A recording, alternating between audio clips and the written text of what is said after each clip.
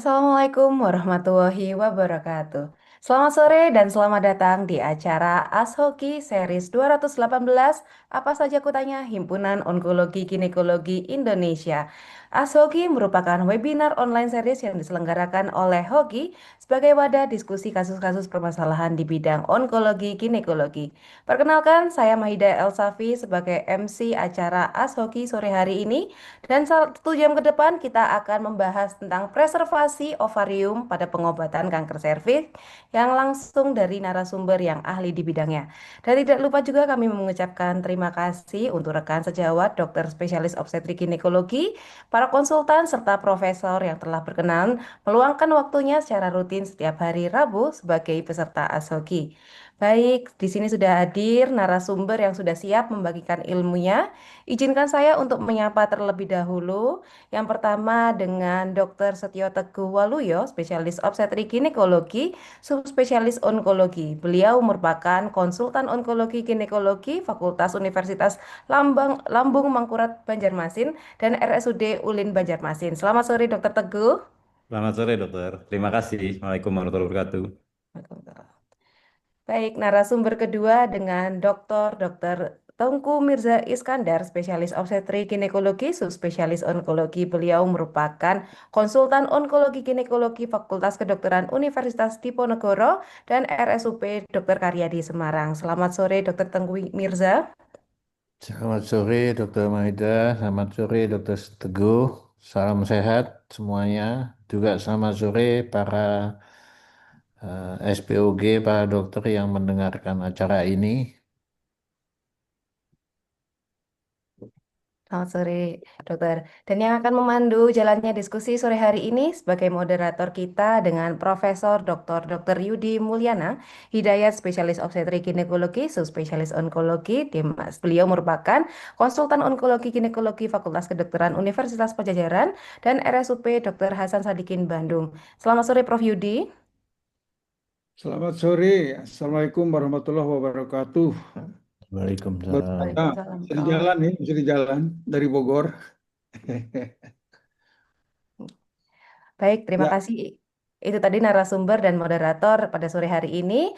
Namun sebelum dimulai acara sore hari ini, izinkan saya untuk mengundang anggota Dewan Penasehat Hoki sekaligus moderator kita sore hari ini untuk memberikan sambutan membuka acara sekaligus langsung memulai dengan acara. Kepada Profesor Dr. Yudi Mulyana Hidayat, spesialis obstetrik ginekologi, subspesialis onkologi Dimas, kami persilahkan.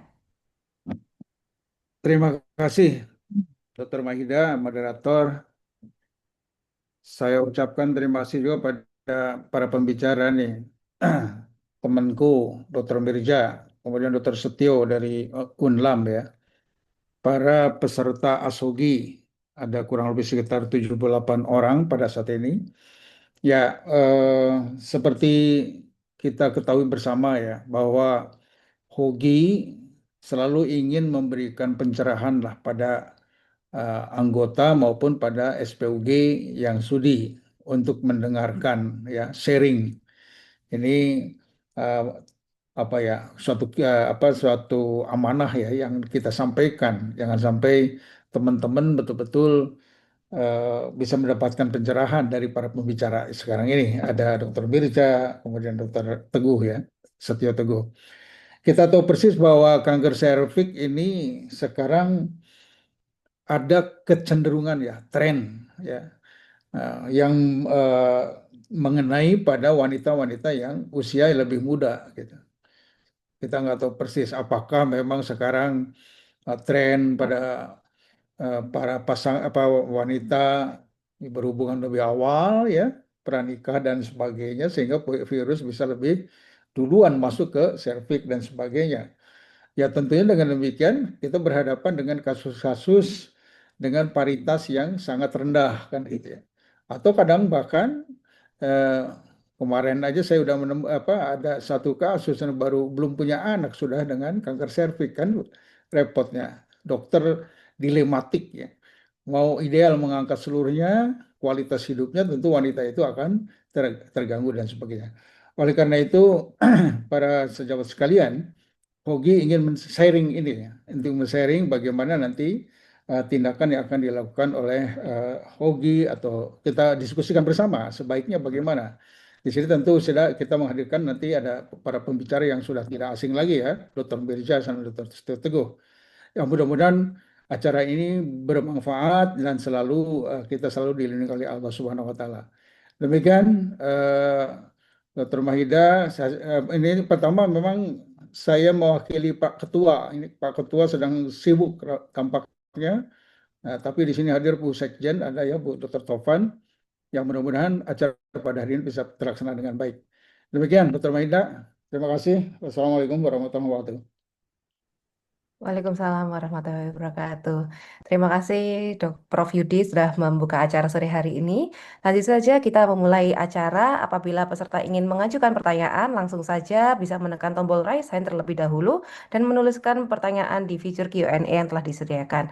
Baik, tidak lama-lama langsung saja memulai pemaparan dan dilanjutkan dengan diskusi kepada Prof. Dr. Yudi Mulyana Hidayat, spesialis obstetrik ginekologi, subspesialis onkologi, Demas, kami persilahkan. Ya, terima kasih kembali lagi. Para peserta hadirin sekalian ya, pada Zoom ini mungkin saya tidak panjang lebar. Sudah hadir dua pembicara yang kita undang ya. Mudah-mudahan nanti bisa mengupas tuntas ya. Walaupun mungkin secara singkat ya, mudah-mudahan contoh nanti karena kita berhadapan dengan masalah konservasi ovarium pada penderita kanker serviks. Berarti konservasi ovarium ada berapa fungsi nanti ya, fungsi untuk apakah konservasi reproduksi dengan trachelektominya atau konservasi ovarium untuk fungsi hormonalnya nanti kita bahas bersama lah ya. Nah kita coba nanti kita diskusikan apa yang bisa kita tanyakan pada narasumber kita diskusikan bersama. Tidak panjang lebar untuk saya yang bicara macam-macam.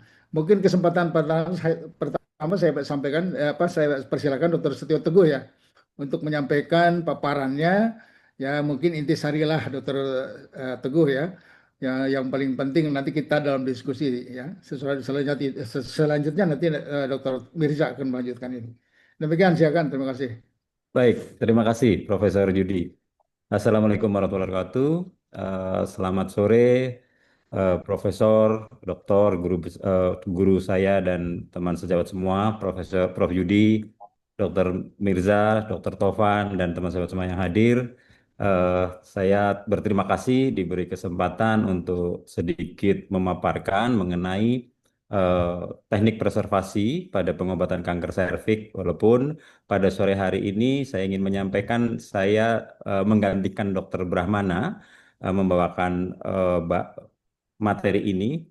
Tentunya tidak sebanding dengan beliau, tetapi semoga esensinya bisa kita sampaikan dengan baik dan nanti bisa kita diskusikan sehingga bisa tujuan untuk webinar kali ini juga tercapai. Mohon izin saya izin share screen ya, Prof. Ya, silakan.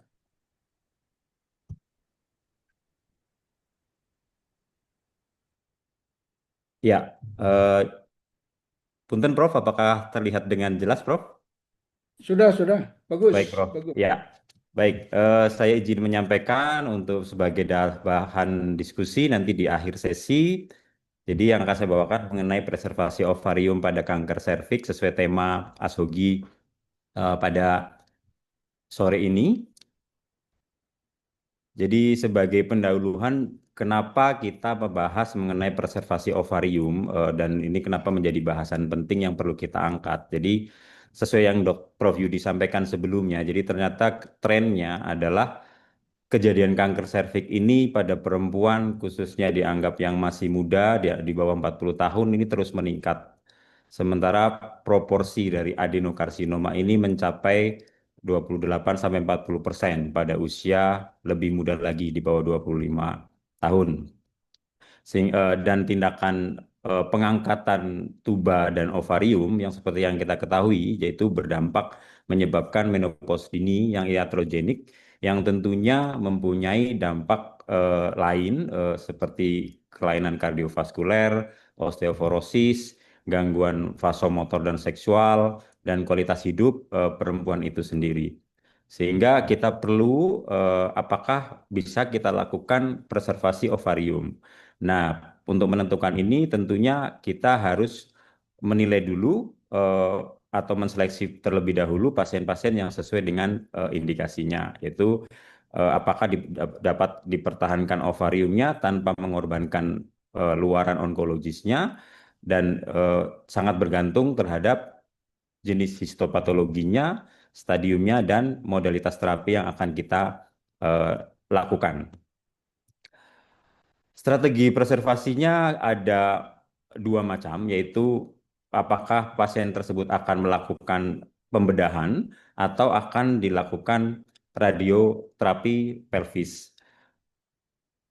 Peninggalan atau preservasi ovarium ini dibagi menjadi dua, yaitu dibiarkan saja di tempat asalnya, sehingga kita hanya melakukan radikalistektomi tanpa mengangkat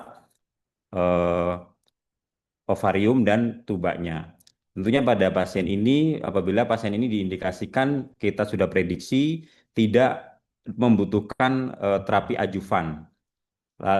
Di ovarium ini dibiarkan saja pada posisi anatominya saja, dan ini terutama pada pasien-pasien yang stadium dini, terutama pada jenis sel yang KSS, dan eh, apabila tetap dipertimbangkan kita pada saat intraoperatif akan memberikan adjuvan radioterapi, ya baiknya kita lakukan transposisi.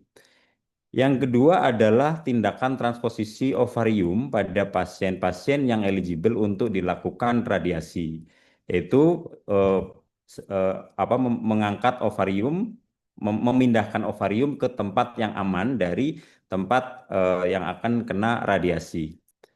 Indikasinya pada pasien-pasien yang akan dilakukan radiasi pelvis, baik radiasi eksterna maupun radiasi interna. Lalu ovarium itu akan dipindahkan keluar lapangan radiasi, yaitu di bagian lateral, prinsipnya di atas pelvic brim. Nanti kita bisa bahas lebih lanjut. Dan dikerjakan bisa pada saat pembedahan, atau apabila tidak akan melakukan pembedahan juga kita pilihannya misalnya akan dilakukan kemoradiasi, kita bisa lakukan pembedahan untuk melakukan transposisi ovariumnya itu sendiri. Fungsinya tentunya untuk melindungi fungsi endokrin maupun fertilitas seperti pada pasien kanker serviks yang masih membutuhkannya. Ini adalah sebelum kita mengetahui apakah bisa kita meninggalkan ovarium atau tidak, tentunya kita harus mengetahui dulu bagaimana resiko metastasis kanker serviks itu terhadap ovarium. Ternyata dari meta-analisis yang ada, baik jenis KSS, karsinoma sel squamous maupun adenokarsinoma, ini bisa kita lihat bahwa apabila KSS akan jauh lebih rendah resiko terhadap metastasis ovariumnya dibandingkan dengan adenokarsinoma. KSS yang pada usia 45 tahun, ini angka kejadiannya metastasis ke ovariumnya sangat kecil, hanya 0,3%. Sementara pada adenokarsinoma yang stadium awal mungkin cukup lebih tinggi dibandingkan yang KSS, sehingga kita butuh seleksi lebih ketat pada pasien-pasien dengan jenis sel adenokarsinoma. Dan dikatakan apabila stadiumnya sudah di atas 2B, di mana sudah menginfiltrasi parametrium dan vagina, ternyata angka kejadian metastasis terhadap ovariumnya lebih tinggi, kurang lebih 11,8%. Angka kejadian sinkronus antara kanker ovarium dan kanker serviks ternyata cukup langka, disampaikan hanya 0,02%. Tetapi pada jenis sel adenokarsinoma, karena ada resiko acute metastasis ovarium, perlu dipertimbangkan khusus pada jenis sel adenokarsinoma. Ini adalah pada adenokarsinoma. Jadi dari meta-analisis yang ada, faktor-faktor risiko yang menyebabkan metastasis ovarium, ini ada beberapa data, yaitu kita harus mengetahui dulu mengenai invasi stromal, deep stromal invasinya, lalu apakah ada invasi parametriumnya, lalu apakah ada metastasis kelenjar getah bening atau invasi corpus uteri. Dan apabila dibandingkan stadium 2 dan stadium 1, ternyata angka kejadian metastasis ovariumnya hampir 5 kali lipat pada stadium 2B dibandingkan stadium 1. Sehingga kita bisa menentukan kandidat untuk dilakukan preservasi pada pasien-pasien kanker serviks dengan jenis sel adenokarsinoma, yaitu dengan stadium yang dini, stadium Vigo 1A sampai 1B, lalu ukuran tumor kurang dari 4 cm, lalu tidak ada deep stromal invasion, KGB yang negatif dari penyebaran tumor, tanpa adanya invasi parametrium dan korpus, LVSI, dan idealnya dilakukan pada usia premenopause di bawah 45 tahun. Lalu apakah preservasi ini mempengaruhi survival? Ternyata dari meta-analisis dan studi retrospektifnya, pada jenis sel adenokarsinoma yang stadiumnya rendah, secara signifikan tidak berpengaruh, tidak berpengaruh secara signifikan baik terhadap overall survival maupun progression free survival-nya. Begitu juga pada sel karsinoma squamous itu juga tidak berpengaruh secara signifikan. Sehingga dari data ini kita bisa membatasi apabila adenokarsinoma stadium 2B dengan adanya faktor risiko tadi yang saya sampaikan, tidak dianjurkan melakukan preservasi ovarium karena risiko metastasis ovariumnya cukup tinggi. Ini adalah efektivitas dari preservasi fungsi ovarium. Jadi ternyata apabila dilakukan dari meta-analisisnya dari 29 studi, apabila dilakukan hanya pada pembedahan saja, manfaat preservasi ovariumnya itu cukup tinggi, 91%. Apabila dikombinasi dengan brachytherapy masih cukup tinggi. Tetapi apabila dikombinasi dengan radiasi eksterna, ternyata yang jauh memburuk fungsi ovariumnya pada kelompok yang diberikan radiasi eksterna. Ini adalah teknik bedahnya, prinsipnya kita harus berkoordinasi dengan tim, baik anestesi, baik pemilihan approach-nya, apakah laparoskopi atau laparotomi. Tentunya idealnya kita diskusikan dengan radioterapi pada divisi radioterapi untuk menentukan tempat mana yang cukup aman untuk supaya tidak terkena oleh paparan radiasi. Lalu pendekatannya tadi sudah saya sampaikan, bisa melakukan laparoskopi dan laparotomi. Prinsipnya adalah nanti kita akan melakukan skeletonize pembuluh darah ovarium yang ada di infundibulopelvicum ligamen, dan untuk menghindari kinking dan torsi, lalu kita menempatkan di posisi lateral di atas pelvic brim, kurang lebih minimal sekali di atas 1,5 cm, tapi idealnya di 3 cm lebih baik. Di atas planning target volume. Jadi sebelum dilakukan radiasi biasanya akan ditentukan planning target volume-nya sehingga kita bisa menentukan daerah yang aman untuk melakukan ovareksisnya. Lalu idealnya kita berikan penanda supaya kita mengetahui di mana ovarium itu kita pertahankan, kita pindahkan. Lalu salpingektomi ini apabila pada pasien-pasien untuk mencegahan risiko terjadinya metastasis tuba atau risiko tinggi terjadinya kanker ovarium, khususnya yang high grade serous ovarian cancer yang seperti karena kita ketahui prekursornya adalah dari lesi di tuba, sehingga bisa kita pertimbangkan untuk fungsi untuk melakukan salpingektomi. Ini sebagai gambaran, ada sedikit video tentunya supaya lebih jelas bagaimana ovareksis itu dilakukan. Video ini kami kerjakan untuk pasien kanker serviks stadium dini, tetapi tidak eligible dilakukan radikalistektomi, sehingga harus kita lakukan kemoradiasi, tetapi untuk menentukan fungsi amannya kita lakukan ovareksis. Jadi yang pertama kita tentukan seat-nya di mana kita akan tempelkan, lalu kita membuka retroperitoneum, lalu kita memotong atau memotong ligamentum ovarioproprium, dan kita melakukan pembukaan retroperitoneal space untuk melakukan identifikasi ureter dan melakukan skeletonizing dari pembuluh darah ovarika dan vena ovarika supaya tidak terjadi kinking. Poin penting lain adalah kita harus mengidentifikasi ureter supaya tidak melipat ureter sehingga mengganggu fungsi dari ureter itu sendiri. Ini ureter sudah kita bisa identifikasi, lalu kita bisa masukkan ke rongga retroperitoneal yang tadi sudah kita buat, tentunya di atas dari ureter plane, dan Setelah itu kita pastikan reposisi ovarium dengan bentuk yang normal seanatomis mungkin dan kita lihat apakah ada eh, torsi dari ligamentum infundibule polvicum. Lalu kita lakukan fiksasi di tempat yang telah kita tentukan, idealnya 1,5 sentimeter dari lapang radiasi yang kita anggap sudah aman. Ya, selesai. Idealnya kita bisa lakukan cliff di sini supaya untuk mengidentifikasi ovarium berada di mana. Ya. Jadi selain dari jenis sel dan stadium, ternyata keberhasilan dari eh, apa ovarian preservation ini juga ditentukan oleh parameter dosimetrik dan lokasi yang optimal, yaitu dosis yang ideal cukup aman untuk ovarium ternyata dikatakan di bawah 10 Gray, lalu dosis minnya 5 sampai 3 Gray. Apabila lalu dari segi posisi, baiknya posisinya kurang lebih 6 cm dari target radiasi. Apabila kurang dari 6 cm bisa diturunkan dosisnya di bawah 3 Gray.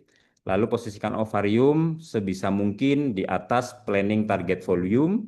Apabila di bawah tersebut, kita bisa diturunkan dosisnya dan transposisi efektif dilakukan pada perempuan yang di bawah 35 tahun sehingga efek atau manfaat dari ovarian preservation ini dapat optimal. Ini komplikasi yang mungkin terjadi, yaitu adanya kista ovarium, kejadiannya kurang lebih 5 sampai 8-16%, bisa hanya dikonservatif saja, ada beberapa yang perlu dikistektomi, adanya torsi, maka dari itu eh, kita harus memastikan betul bahwa eh, infundibulum pelviculum ligamentumnya harus direposisi dengan baik supaya tidak terjadi torsi. Ada cedera vaskuler, nyeri koronik atau endometriosis, kegagalan preservasi bisa dikarenakan ovarium itu ternyata bisa migrasi sendiri maupun penyebaran dari efek radiasi yang diberikan. Lalu metastasis pada ovarium yang transposisi ini dilaporkan tapi sangat jarang pada stadium 1B yang jenis sel KSS dengan RVSI dan invasi korpus uteri.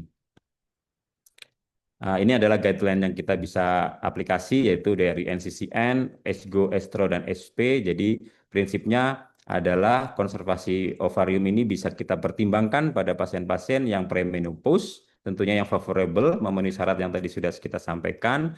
Sehingga sebagai brief atau summary-nya, apabila kita akan memutuskan melakukan preservasi, tentunya kita lihat dulu pasien premenopause, dan yang paling penting adalah dia ingin melakukan preservasi. Kalau tidak ingin melakukan preservasi, tetap sesuai standar terapi onkologi yang kita akan planningkan. Lalu kita nilai stadium dan histologinya, lalu cek faktor risiko, tadi yang kita sudah sampaikan, lalu strateginya, apakah mau melakukan pembedahan dengan laparoskopi atau laparotomi. Jadi pesan yang kita bisa ambil, bisa kita lakukan konseling preservasi ovarium, harus ditawarkan pada perempuan yang premenopause dengan kanker serviks sebelum terapi dimulai. Lalu histopatologi, terus stadium, adanya faktor risiko ini sangat penting untuk menentukan apakah bisa dilakukan atau eligible dilakukan preservasi ovarium pada pasien tersebut. Pada kasus-kasus yang terseleksi dengan baik, ternyata preservasi ovarium ini tidak memburuk atau tidak mempengaruhi outcome onkologisnya, baik overall survival maupun progression free survival-nya. Dan dari transposisi ovarium ini melindungi fungsi ovarium kurang lebih hampir 90% dan akan turun efeknya apabila ternyata setelah pembedahan kita lakukan radiasi eksternal. Jadi karena penanganan kanker ginekologi ini tentunya tujuannya survival, tetapi survival juga harus dibarengi dengan quality of life yang baik sehingga mungkin preservasi ovarium ini cukup bisa memberikan pilihan untuk goals ini. Ini referensi yang saya sintesis. Mungkin demikian Prof. Yudi, mungkin dilanjutkan nanti ke sesi diskusi. Terima kasih banyak Prof. Yudi. Ya, terima kasih Dr. Teguh. Ya, tadi sudah panjang lebar dijelaskan oleh Dr. Teguh ya bagaimana kepentingannya kita mengkonservasi ovarium pada penderita kanker serviks. Memang kadang-kala onkolog ini inginnya apa ya mengobati suatu cancer yang goal yang terakhir adalah eh, eh, bisa sembuh dengan baik ya, tanpa rekurensi dan lain-lain sebagainya. Tapi kualitas hidup juga harus kita pikirkan ya. Salah satunya kita melakukan konservasi ovarium. Nah, nanti akan dilanjutkan oleh Dokter Meja ini yang dengan pengalamannya begitu banyak nih ya. Yang mudah-mudahan bisa melengkapi apa yang bisa disampaikan oleh Dokter Teguh ya.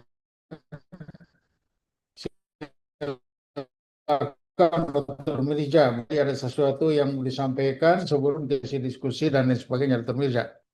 Please. Ya, terima kasih Prof. Yudi yang saya hormati, Dr. Setio Teguh dan para profesor dan senior-senior saya dan para audiens, dokter umum, SPOG yang mendengarkan acara ini. Jadi apa yang disampaikan Dr. Setio Teguh tadi saya rasa sudah eh, cukup panjang lebar ya. Saya cuman melengkapi saja ya. Jadi cuman pesan saya di dalam kasus-kasus onkologi ini eh, sebentar.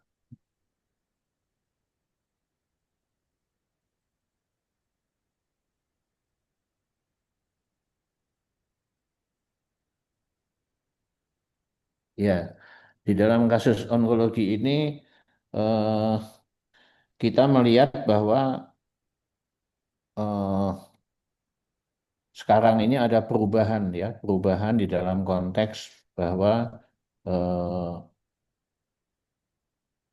kita juga lebih memikirkan ke eh, apa status hormonal dari pasien. Kalau dulu mungkin zaman zaman saya sekolah Prof Yudi ya itu kita belum memikirkan hal-hal yang seperti itu dan kadang-kadang kita juga sering melakukan argumentasi berdebat dengan teman-teman dari eh, sejawat fertilitas mengenai ovarium ini ya.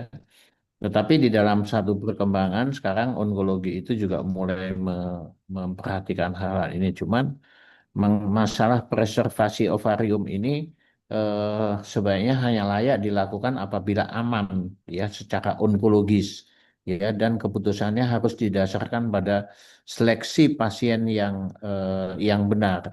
Ada 3 poin di dalam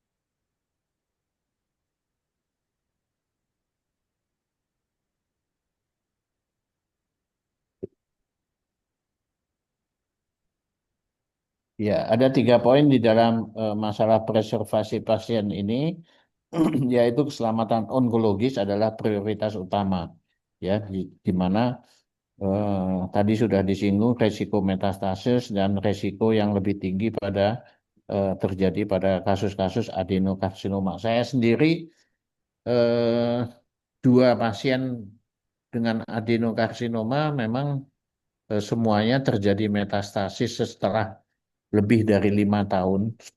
Sejak itu saya memang tidak pernah melakukan preservasi overeksis pada kasus-kasus adeno ya. Terus, preservasi ovarium bukan hanya untuk fertilitas, tapi kita untuk melihat masalah-masalah hormonalnya ya. Jadi kemudian yang poin ketiga adalah bahwa keputusan-keputusan seperti ini sebaiknya dilakukan tidak individual tapi melibatkan multidisiplin antara lain onkologi radiasi, patologi anatomi itu selalu kita libatkan ya. Jadi tadi sudah dijelaskan oleh Prof Yudi bahwa kasus-kasus karsinoma itu makin mengenai usia-usia muda, tapi untuk mempertahankan kalau kita bicara preservasi fungsi ovarium itu sebenarnya adalah juga mempertahankan fertilitas.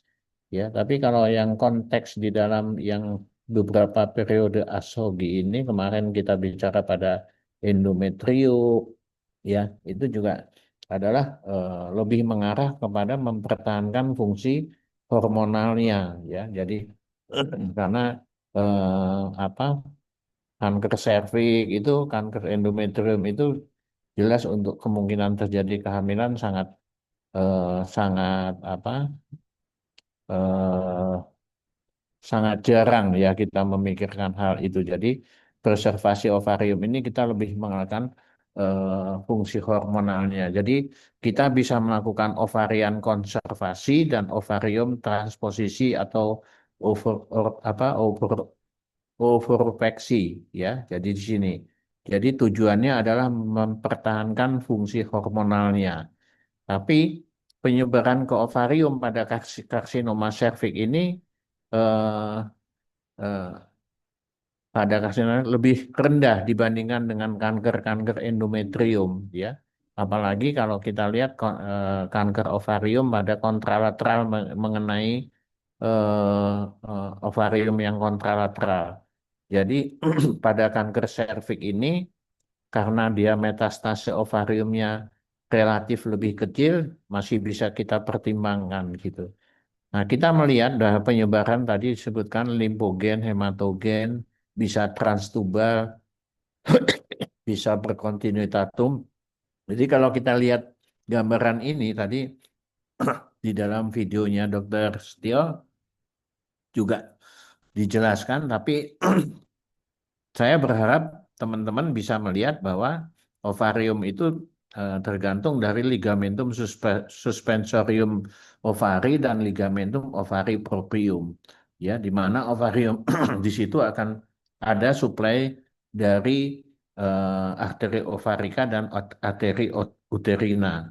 Ya, jadi, nah dalam hal apa vaskularisasi ini yang harus dipertahankan pada saat kita melakukan ovareksis ya. Jadi di samping kita tadi digambarkan bahwa jangan terjadi suatu apa puntiran pada vaskularisasi arteri ovarika itu dapat menyebabkan suatu hal yang tidak baik ya.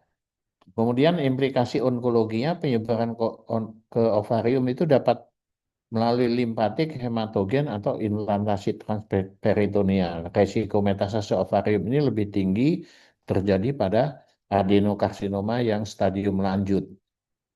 Ya, jadi kalau ini kita lihat gambaran stadium 1, 2, 3, 4, ya kayaknya enggak mungkin kalau kita melakukan itu pada stadium 2, ya stadium 3, karena kalau kita lihat dari vaskularisasi dan limfogennya sudah terjadi ya.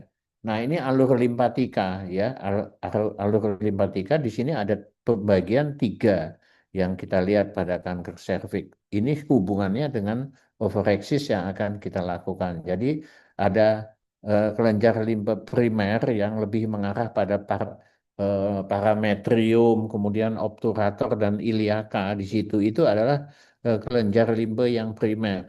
Kemudian yang sekunder lebih banyak ke iliaka komunis dan para aortanya. Ya, kemudian kita melihat jalur-jalur limpatik ini harus dipahami di dalam kita melakukan overeksis karena eh, keamanan dari onkologi yang tadi disebutkan bahwa jangan sampai terjadi metastasis ya. Jadi kita lihat kalau pada kanker serviks kemungkinan terjadinya metastase ovarium itu sangat kecil 1,5%, tetapi pada adenokarsinoma bisa 8%. Ya, dan ini adalah faktor-faktor tadi sudah disinggung ya, faktor-faktor yang meningkatkan risiko metastasis ya. Kemudian ini sama rekomendasi preservasi ovarium tadi dilakukan sebaiknya pada squamous dengan stadium antara 1A maksimal paling tinggi 1B 1B1 ya. Jadi usianya juga antara 35 sampai 50 tahun ya. Dan tentunya tidak ada keterlibatan korpus dalam hal ini. Jadi untuk kasus-kasus adeno-CA ya, adeno-CA, jadi bukan yang squamous ya, stadium awal itu dipertimbangkan ya, tapi kalau yang stadium tinggi 2B 4B itu sudah tidak direkomendasikan.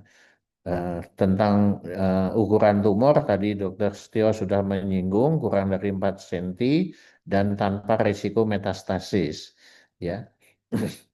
Jadi caranya adalah ovarium dipindahkan ya, dia di atas pelvic brim ya, atau di lateral kolon ascendant descendant setinggi vertebral lumbar 4-5 ya. Ini bisa kita lakukan baik laparotomi, laparoskopi atau maupun robotik ya.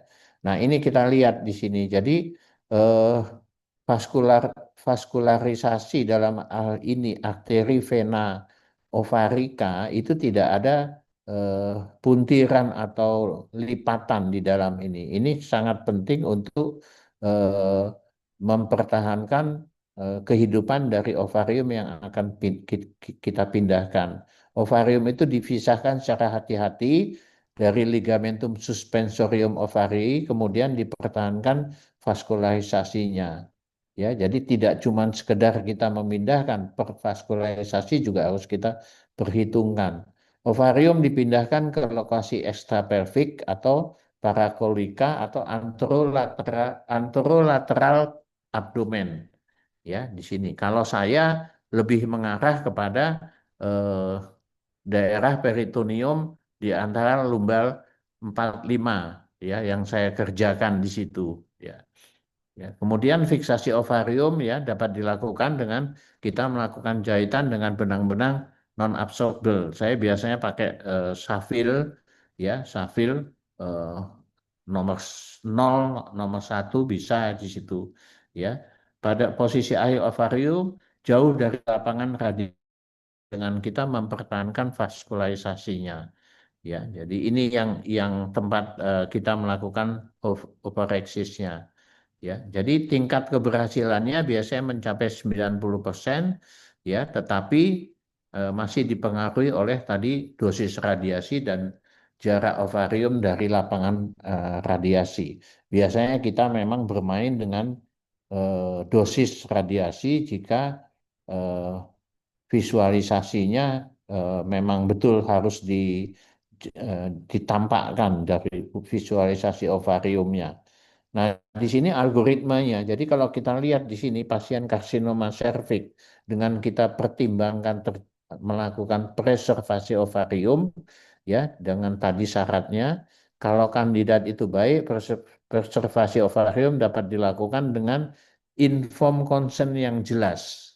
Ya, jadi ini yang kadang-kadang informed consent ini merupakan suatu kelemahan kita dengan pertimbangan ovarian transposisi ya akan untuk pasien yang akan menjalani radioterapi. Ya. Terus untuk kandidat-kandidat yang borderline atau intermediate atau lebih dari 2 cm ya invasi stroma superficialnya dan usia ya ini harus ada pembicaraan dengan multidisiplin ya. Jadi di sini algoritmanya dan pertimbangkan preservasi ovarium transposisi. Nah, kemudian kontraindikasi tadi sudah disebutkan juga ada LVSI, ukuran ya semuanya lebih baik direkomendasikan dengan bilateral salpingo-ovarectomy. Ya, jadi manfaatnya dari kita melakukan ovareksis itu kita mencegah terjadi menopause dini ya yang dampaknya akan mengenai tulang, kardiovaskuler dan kualitas-kualitas hidup. Bukti onkologis jelas tidak menurunkan overall survival dan tidak menurunkan disease free survivalnya ya dan tidak meningkatkan recurrency ya. Jadi kontroversinya ya. Jadi kalau kontroversi di sini ya di di apa eh, pada adenokarsinoma ya. Resiko metastase ovarium sangat tinggi. Tadi saya katakan, saya mengerjakan 2 pasien saya terkena metastasi setelah 5 tahun. Ya, jadi eh, sejak itu saya tidak pernah melakukan overreksis pada adeno, ya. Aman pada stadium awal, waktu itu juga termasuk stadium awal untuk adeno, meskipun awal saya tidak mengerjakan untuk adeno, saya hanya mengerjakan pada squamous saja. Nah, rekomendasi NCCN dia dikerjakan pada premenopause dengan stadium awal dan SCC. ESGO juga merekomendasikan squamous dengan usia muda, ya.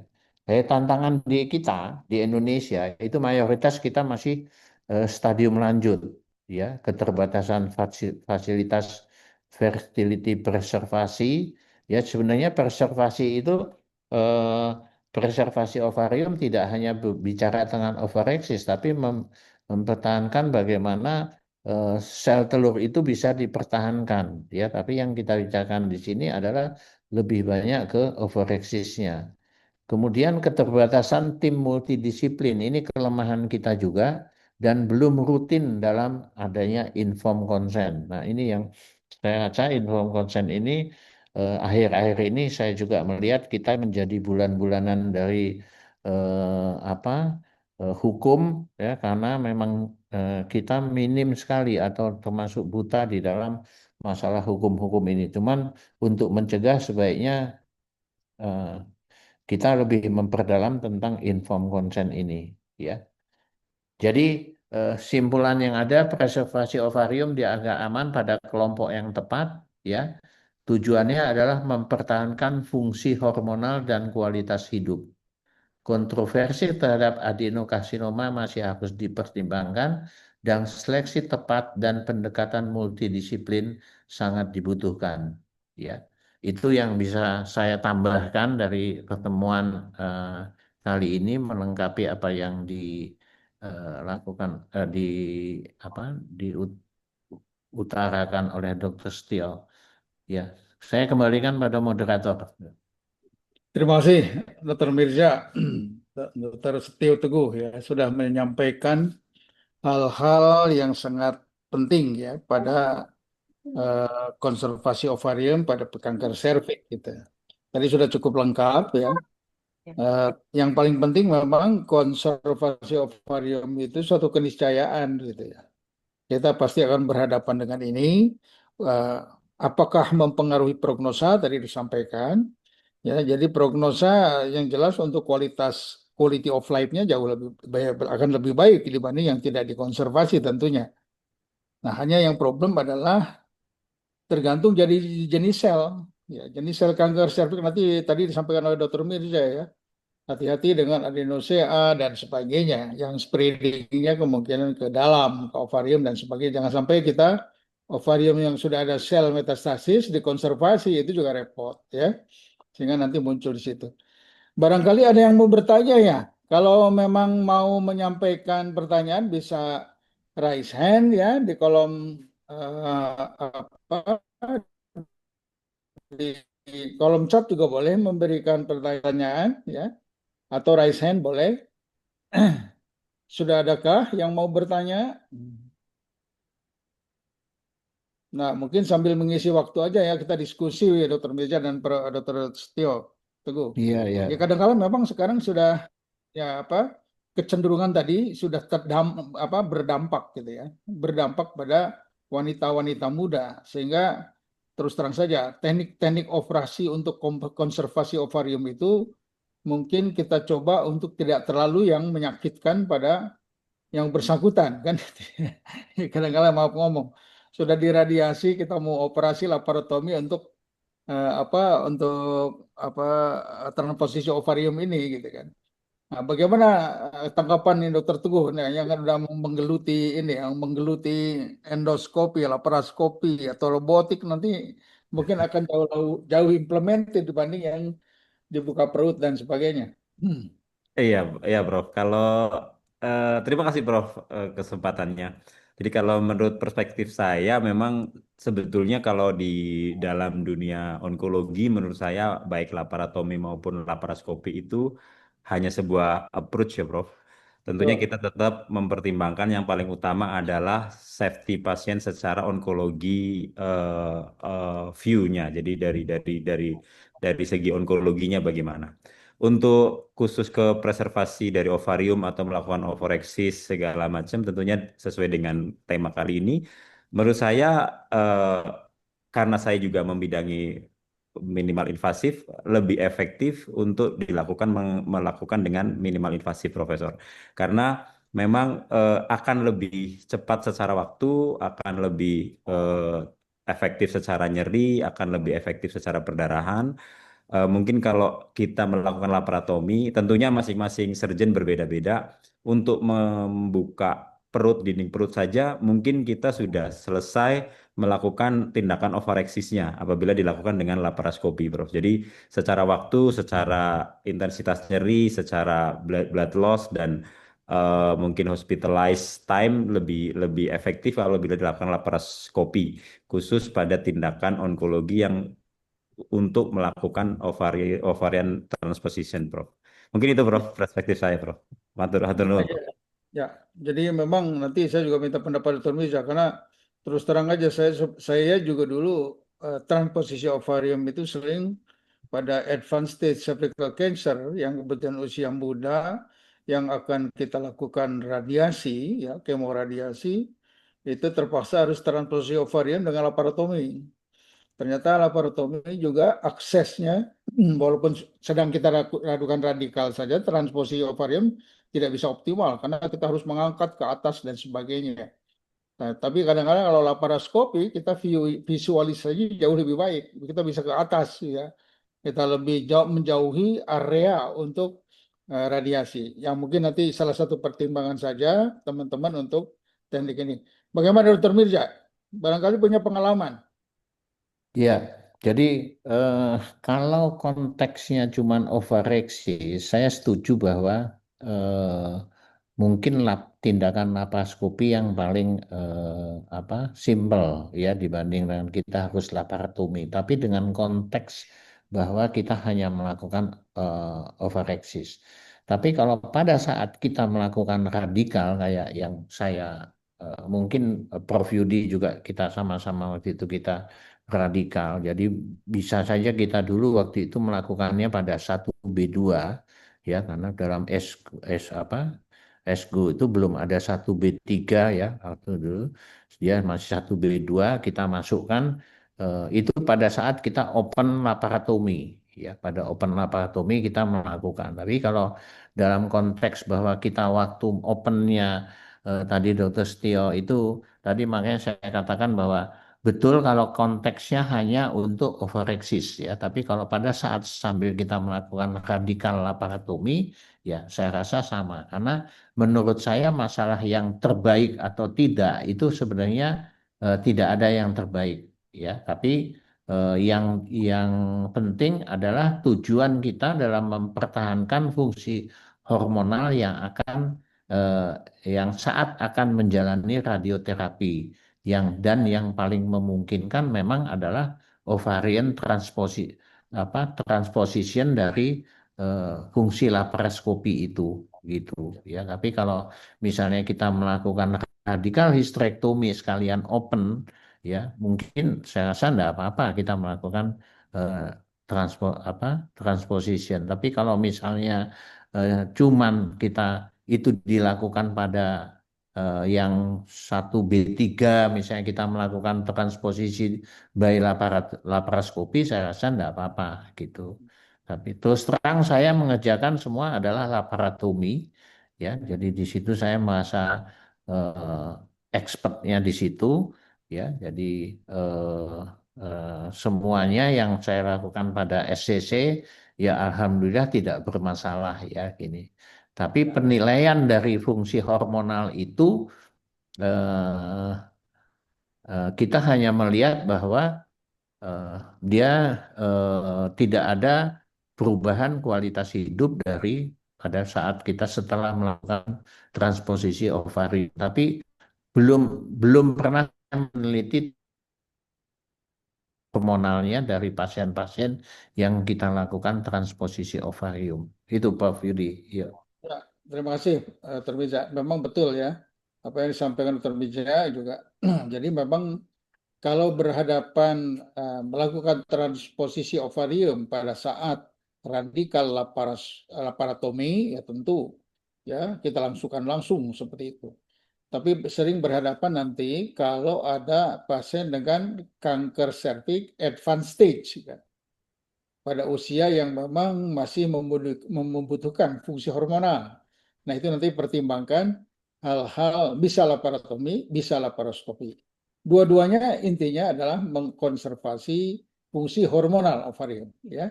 Bisa dilakukan dua-duanya tergantung dari ekspertis dari dokter yang menangani pasien itu. Tidak ada yang superior, hanya memang ada yang lebih efektif, efisien, tergantung dari dokter yang bisa melakukan itu. Barangkali belum ada juga nih pertanyaan ya. Ada yang bertanya secara langsung dari 94 peserta ini. Halo, nggak ada Mungkin ya?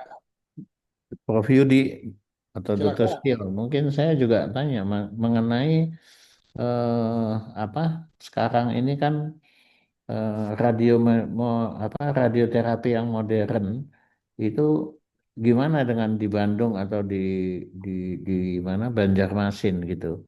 Kalau yang dia dengan IMRT ini apakah lebih lebih keberhasilannya dari pasca ovarexisnya akan lebih baik eh, dibandingkan dengan radioterapi yang konvensional. Ada yang punya pengalaman enggak? Ya. Gimana Dokter Teguh? Di Banjarmasin ada Dokter Lavi kan di sana teman saya Iya sekolah. betul Prof. Iya Prof. Ya, Eh, ya. Jadi Dokter Mirza, kebetulan memang radiasi di Banjarmasin, ya bahkan di Kalimantan Selatan ya Prof dan Dokter Mirza, hanya satu di Ulin dan itu pun masih metode yang sangat konvensional Prof dan dokter itu masih kobat lagi, belum aja linak saja belum Prof. Cuma memang berahi sudah mulai ada, udah mulai beroperasi sehingga eh, pengalaman mengenai image guided radioterapi memang belum belum saya ada pengalaman Prof. Tapi tentunya kalau dari studi-studi yang ada memang image guided itu karena dia si radiofisikawannya akan bisa menilai lebih dosis akan lebih tepat ke target sasaran, terus di surrounding tisunya jauh lebih kecil, harusnya dari hasil apa studinya akan lebih bagus Profesor dan Dokter. Cuma untuk pengalaman pribadi belum ada karena memang di sini belum ada image guided radioterapi Profesor dan Dok. Ye. Ya, memang di image guided ini memang di Bandung sudah dilakukan ya Dokter Mirza ya. Hmm. Tapi kembali lagi sebetulnya transposisi ovarium ini masih masih dibutuhkan karena kadang-kala itu areanya bisa tersinggung gitu, tersinggungan gitu.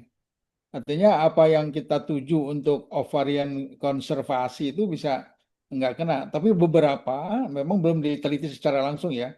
Nah, tapi evidence base kan sudah mengatakan bahwa ini ada bedanya lah gitu ya terhadap kerusakan ovarium gitu ya.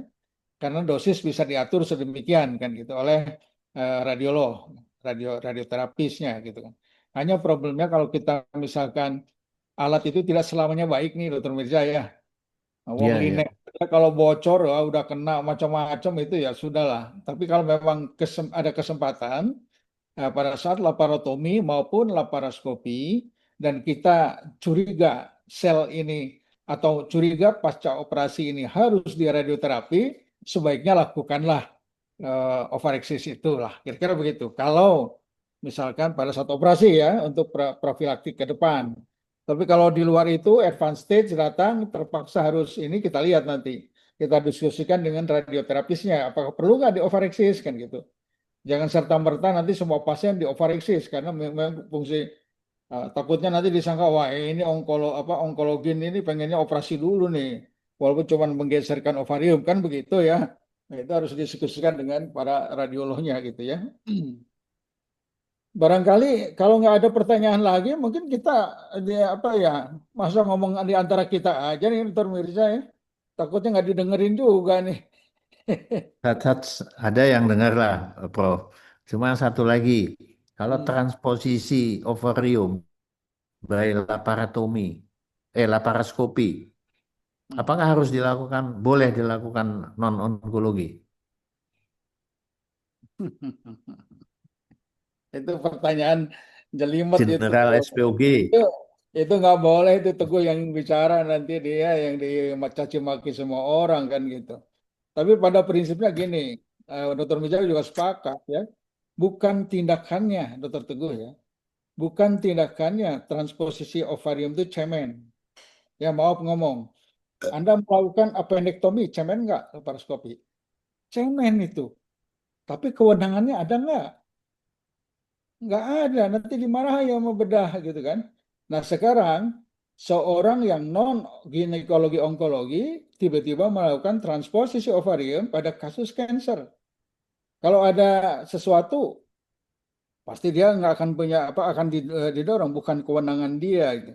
Jadi dokter Mirza itu sudah tahu sebetulnya nggak wenang gitu. Kalau nggak bukan kewenangan jangan dilakukan walaupun dia mampu melakukan itu. Ya, Nah, kembali lagi Anda, apa ini tapi mampu nggak? Mampu kan gitu. Jahit usus, cedera usus, mampu nggak? Mampu. Ada kewenangan nggak? Nah itulah kira-kira begitu. ya. Tolong jawab Saya sendiri lah. setuju, Prof. Tapi kalau ini yang ngomong Dr. Setio mungkin beda. Eh, Kalau yang ini ngomong ketua kolegium berbeda dengan kalau yang ngomong Dr. Setio ya, Dr. Setio ya. Jadi Jadi bro, biar jadi dokter. ketua Jadi saya kolegium ngomong sampai yang wataunan ditanyakan dengan ketua kolegium saja, Bang dokter. hukumnya. Saya setuju apa yang disampaikan Prof. Yudi. Sepertinya ada satu pertanyaan itu, Prof. Ya, ya, ya. Coba nih kita gali. Izin bertanya, Prof dan Dokter, apakah ada tipe histopatologi pada kanker serviks untuk menentukan preservasi ovarium?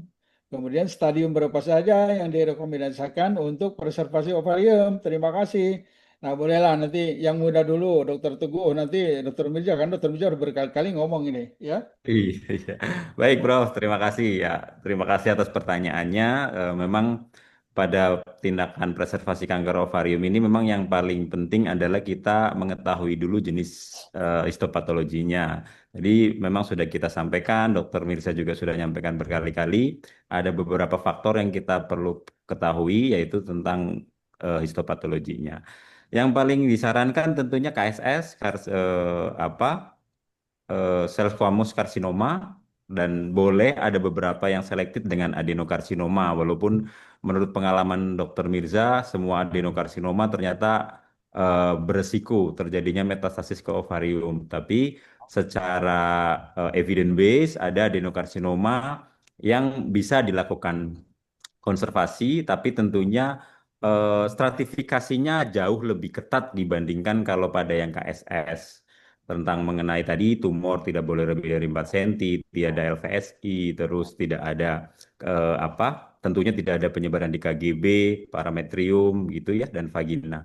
Nah, dan stadiumnya dikatakan yang eligible paling baik adalah di stadium 1 dan stadium 1B1 itu. Nah, penelitian terbaru lagi juga betul-betul walaupun itu semua terpenuhi, tetapi apabila ternyata pasien tersebut adalah HPV related, itu aman. Tapi kalau ternyata non HPV related, itu yang tidak boleh dilakukan. Itu penelitian terbarunya di AGCC keluar kemarin bahwa baik KSS maupun adenokarsinoma yang ternyata tidak ada tidak HPV related, kalau bisa atau abandoned tidak diperbolehkan, tidak direkomendasikan dilakukan eh, ovarian preservation. Karena ya tadi konsep berpikirnya adalah penyebab kankernya bukan localized di serviksnya karena pengaruh dari infeksi HPV-nya, tapi karena penyebab yang lain. Itu mungkin apa logika berpikirnya. Mungkin itu Prof yang bisa saya sampaikan, Prof. Terima kasih, Prof. Dokter Mirza gimana, Dokter Mirza? Ya, saya rasa tadi sudah saya sampaikan ya bahwa yang mendukung preservasi ovarium itu adalah karsinoma sel squamosa, ya. Tapi apakah boleh dilakukan pada adenokarsinoma atau adenosquamosa? Boleh, tapi hati-hati itu aja anunya. Terus bagaimana kalau dia small cell atau neuroendocrine atau gastric type yang kita sering gastric type adenokarsinoma ya. Nah, ini lebih baik jangan ya kalau jadi neuroendocrine small cell itu paling susah ditambah dengan yang gastric type adenokarsinoma sebaiknya enggak usah. Jadi itu panduannya tadi dokter siapa? Dokter Rahma apa dokter siapa tadi yang bertanya gitu ya. Terima kasih, Pop. Jadi memang betul ya, kalau intinya bahwa kalau yang KSS oke lah, tapi kalau yang adeno, ingat kan ke adeno juga ada yang well differentiated. Ya, itu mungkin bisalah kita berpikir untuk konservasi, tapi tentu stadiumnya juga besar tumor, stadium dan sebagainya harus dipikirkan dengan baik. Jangan sampai gitu ya, kita mengkonservasi ovarium, tapi ovariumnya sudah mengandung sel-sel tumor. Nah, itu yang repot kan gitu. Ya, yang harus kita lebih selektif lah ya. Tapi memang kalau usia muda gitu ya, contoh lah 30 tahun dengan kanker serviks, adenosea dengan well diff gitu ya. Mungkin kita berpikir quality of life mungkin lebih menonjol daripada rekurensi kan. Mungkin kita pikirkan lah untuk dilakukan konservasi dan sebagainya lah. Kira-kira begitu lah. Mungkin itu seninya, tapi harus informed consent, harus dijelaskan pada pasien dan keluarganya kemungkinan risiko untuk rekurensi itu besar gitu dan sebagainya ya. Itu mungkin eh, teman sejawat sekalian yang sudah mendengarkan dengan baik. Terima kasih ya, Dr. Rahmat Siregar ya. Barangkali masih ada. Kalau tidak ada, mungkin cukup kita kayaknya ya.